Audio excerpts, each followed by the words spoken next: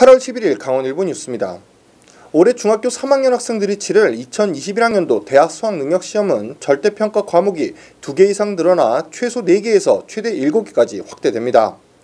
특히 70%까지 추진됐던 수능과 EBS 연계율은 단계적 축소, 폐지되거나 연계 방식 개선이 이루어집니다.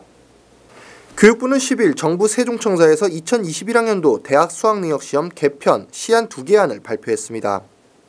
교육부는 기존 영어, 한국사 외에 통합사회, 통합과학, 제2외국어, 한문 등 4개 과목에 한해 절대평가를 실시하는 1안, 7개 과목 모두 절대평가하는 2안을 놓고 검토 중이라고 밝혔습니다.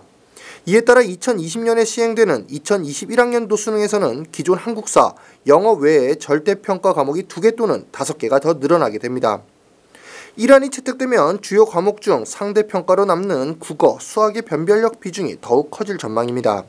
일부 과목을 절대평가하는 1안은 수능의 변화폭이 최소화되어 상대적으로 안정성과 예측 가능성이 높고 대학에서 학생을 선발하는 데 용이하므로 대학 입시가 안정적으로 운영될 수 있다는 기대 효과가 있으나 학생의 학습 부담이 상대적으로 과중하고 상대평가 과목 위주로 학습한다는 부작용이 있다는 현장의 우려도 있었습니다.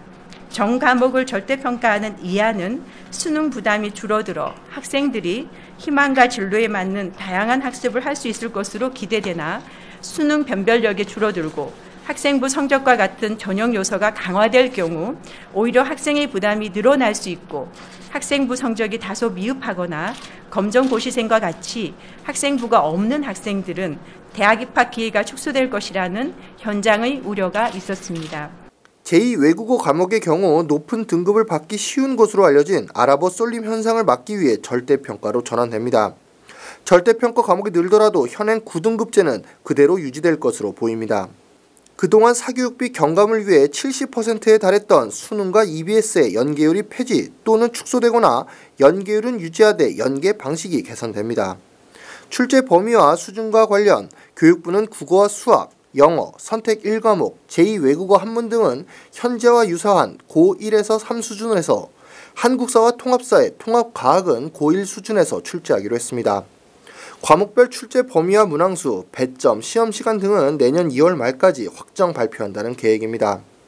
이에 앞서 11일 서울을 시작으로 16일 광주, 18일 부산, 21일 대전 등에서 공청회를 갖고 오는 31일 2021학년도 수능 개편안을 확정하기로 했습니다.